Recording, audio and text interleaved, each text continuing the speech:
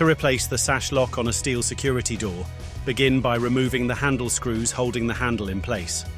Then carefully remove the spindle from the mechanism before removing the screws to the security cylinder covers protecting the Euro cylinder. You will then need to remove the Euro cylinder screw before removing the Euro cylinder entirely.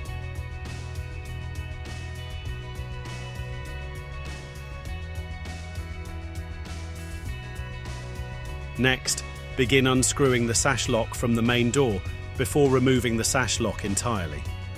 When installing the replacement sash lock, ensure that as it slides into the door, the hooks align with the internal locking mechanism of the door. Once it is in place, begin screwing the sash lock into place, ensuring a flush fit against the door's inner frame.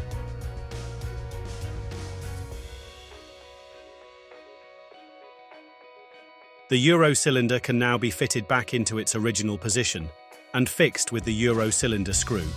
Ensure that you check the locking mechanism works correctly before continuing. Refit the security cylinder cover over the Euro cylinder and the spindle for the main latch. The handles can now be refitted into their original positions. Be sure not to over-tighten the screws, as this can cause jamming the lock.